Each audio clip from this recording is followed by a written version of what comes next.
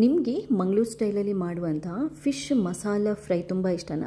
ಹಾಗಾದರೆ ಈ ರೆಸಿಪಿನ ನೋಡುವಾಗ ನಿಮ್ಮ ಬಾಯಲ್ಲಿ ನೀರು ಬರದೇ ಇರಲ್ಲ ಖಂಡಿತ. ಯಾಕಂತಂದರೆ ಅಷ್ಟೊಂದು ಅದ್ಭುತವಾಗಿದೆ ಈ ರೆಸಿಪಿ. ಮಂಗಳೂರು ಸ್ಟೈಲಲ್ಲಿ ಮಾಡುವಂತಹ ಫಿಶ್ ಫ್ರೈಯನ್ನು ಸೂಪರ್ವಾಗಿ ಮನೆಯಲ್ಲೇ ಹೇಗೆ ಮಾಡೋದನ್ನೋದನ್ನು ಈ ವಿಡಿಯೋದಲ್ಲಿ ಹೇಳ್ತಾ ಇದ್ದೇನೆ. ಹಲೋ, ನಮಸ್ತೆ ಎಲ್ರಿಗೂ.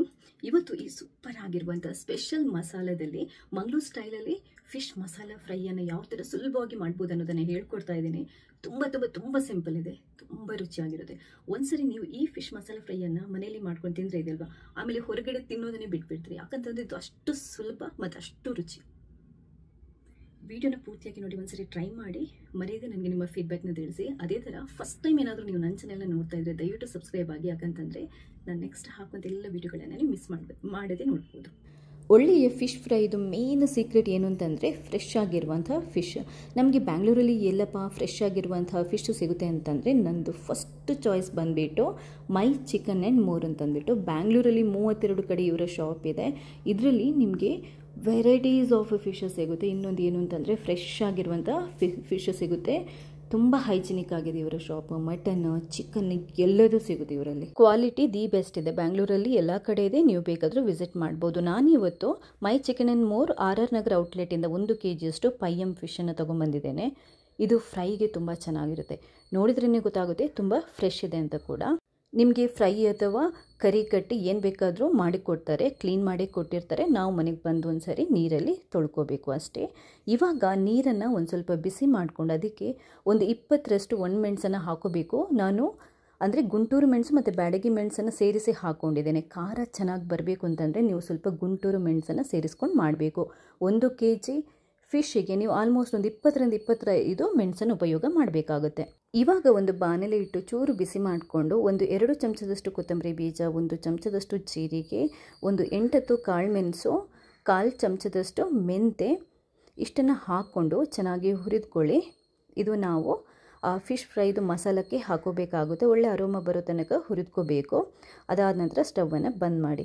ಅಷ್ಟೊತ್ತಿಗೆ ಮೆಣಸನ್ನು ನಾವು ನೆನೆಸಿಟ್ಟಿರ್ತೀವಲ್ವ, ಅದು ಮೆತ್ತಗಾಗಿರುತ್ತೆ. ಯಾಕಂತಂದರೆ ಮೆಣಸನ್ನು ನಾವು ನೆನೆಸಿಡೋದು ನೈಸಾಗಿ ಪೇಸ್ಟ್ ಆಗಬೇಕು ಮತ್ತು ಮಸಾಲ ಚೆನ್ನಾಗಿ ಬರಬೇಕು ಅಂತಂದ್ಬಿಟ್ಟು.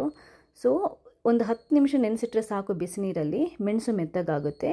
ಇವಾಗ ರುಬ್ಕೊಳ್ಳೋಕೆ ಹಾಕೊಳ್ಳೋಣ. ಮೆಣಸು ಮತ್ತು 1 ಲಿಂಬೆಹಣ್ಣು ಗಾತ್ರದಷ್ಟು ಹುಣಸೆ ಹಣ್ಣನ್ನು ಸೇರಿಸಬೇಕು. ರೆಡಿ ಮಾಡಿ ಇಟ್ಕೊಂಡಿರುವಂಥ ಹುರಿದಿಟ್ಕೊಂಡಿರುವಂಥ ಮಸಾಲ ಪದಾರ್ಥಗಳನ್ನು ಸೇರಿಸ್ಕೊಳ್ಳಿ. 2 ಹಸಿಮೆಣಸಿನ್ಕಾಯಿ, 1 8 ತಿಸಲು ಬೆಳ್ಳುಳ್ಳಿ, 1 ತುಂಡು ಶುಂಠಿ, 1 ದೊಡ್ಡ ಚಮಚದಲ್ಲಿ 1 ಚಮಚದಷ್ಟು ಉಪ್ಪು ನಾವು ಮಸಾಲಕ್ಕೆ ಸೇರಿಸ್ಕೊಂಡು ಬಿಡೋಣ. ಯಾಕಂತಂದರೆ ಇದನ್ನ ಮ್ಯಾರಿನೇಟ್ ಮಾಡಿ ಇಡಬೇಕಾಗುತ್ತೆ. ಅದಕ್ಕೋಸ್ಕರ ಒಂದು ಸ್ವಲ್ಪ ಅರಶಿನ ಪುಡಿಯನ್ನು ಹಾಕ್ಕೊಂಡು ಸ್ವಲ್ಪ ನೀರನ್ನು ಹಾಕ್ಕೊಂಡು ಚೆನ್ನಾಗಿ ನೈಸಾಗಿ ರುಬ್ಕೊಂಡು ನೈಸ್ ಪೇಸ್ಟ್ ಮಾಡಬೇಕು. ನಿಮಗೆ ಇನ್ನೊಂದು ಸೀಕ್ರೆಟ್ ಹೇಳ್ತೀನಿ. ಈ ಮಸಾಲ ಇದೆಯಲ್ವಾ, ಇದು ಬರೀ ಫಿಶ್ ಮಸಾಲ ಫ್ರೈಗಲ್ಲ, ತವಾ ಫ್ರೈ, ರವಾ ಫ್ರೈ ಏನು ಬೇಕಾದರೂ ಮಾಡೋದಿದ್ರು ಈ ಫಿಶ್ ಫ್ರೈ ಮಸಾಲನ ಉಪಯೋಗ ಮಾಡ್ಬೋದು. ಇವಾಗ ನಾವು ಮೀನಿಗೆ ಇದನ್ನ ಕ್ಲೀನಾಗಿ ಹಚ್ಚಿಬಿಟ್ಟು ಒಂದು 10 ನಿಮಿಷ ಬಿಡಬೇಕು. ಮಸಾಲ ಫ್ರೈ ಮಾಡೋದಿದ್ರೆ 10 ನಿಮಿಷ ಬಿಟ್ಟರೆ ಸಾಕು. ಮಸಾಲದಲ್ಲಿ ಮತ್ತೆ ಬೇಯಿಸ್ಲಿಕ್ಕಿರುತ್ತೆ. ಆದರೆ ನೀವು ರವೆ ಫ್ರೈ, ತವಾ ಫ್ರೈ ಮಾಡೋದಿದ್ರೆ ಈ ಮಸಾಲ ಹಚ್ಚಿಬಿಟ್ಟು ಒಂದು ಅರ್ಧ ಗಂಟೆ ಆದರೂ ಬಿಟ್ಟು ಅನಂತರ ನೀವು ರವೆ ಕೋಟ್ ಮಾಡಿ ಫ್ರೈ ಮಾಡ್ಕೋಬೋದು.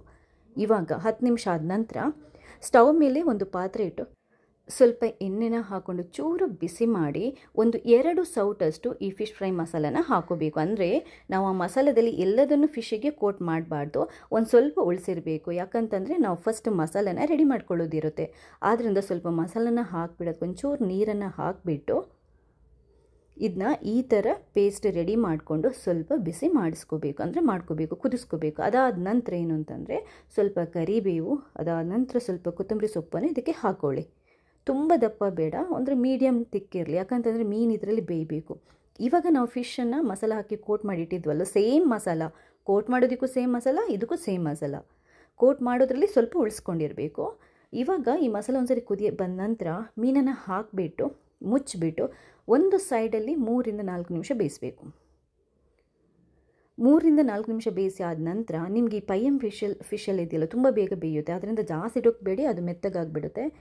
3-4 ನಿಮಿಷ ಆದ ನಂತರ ಮಗುಚಿ ಹಾಕಿ ಮೀಡಿಯಮ್ ಉರಿ ಇಟ್ಕೊಳ್ಳಿ. ಯಾವುದೇ ಕಾರಣಕ್ಕೆ ಹೈ ಫ್ಲೇಮ್ ಇಟ್ಕೋಬೇಡಿ. ಯಾಕಂತಂದರೆ ಹೈ ಫ್ಲೇಮ್ ಇಟ್ಟರೆ ಮಸಾಲ ತಳ ಹಿಡಿಯುತ್ತೆ, ಮೀನು ಸಪ್ರೇಟ್ ಆಗುತ್ತೆ, ಅಂದರೆ ಅದು ಕಟ್ ಆಗುತ್ತೆ.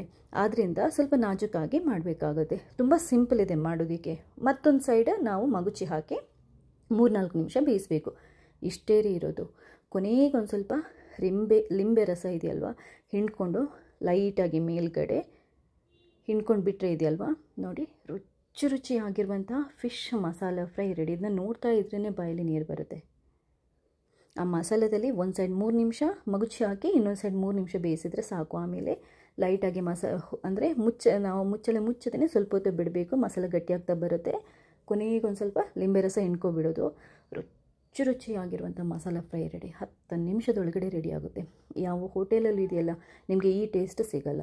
ಒಂದು ಸರಿ ಈ ಫಿಶ್ ಫ್ರೈನ ನೀವು ಮನೇಲಿ ಮಾಡಿದರೆ ಹೋಟೆಲಲ್ಲಿ ತಿನ್ನೋದನ್ನೇ ಬಿಟ್ಬಿಡ್ತಾರೆ, ಅಷ್ಟು ರುಚಿಯಾಗಿ ಬರುತ್ತೆ. ತುಂಬ ಚೆನ್ನಾಗಿರುತ್ತೆ. ಖಂಡಿತವಾಗ್ಲೂ ಅದ್ಭುತವಾಗಿರುವಂಥ ರೆಸಿಪಿಯನ್ನು ಒಂದು ಸರಿ ಟ್ರೈ ಮಾಡಿ. ಮರೆಯದೆ ನನಗೆ ನಿಮ್ಮ ಫೀಡ್ಬ್ಯಾಕ್ನ ತಿಳಿಸಿ. ಥ್ಯಾಂಕ್ಸ್ ಎಲ್ರಿಗೂ.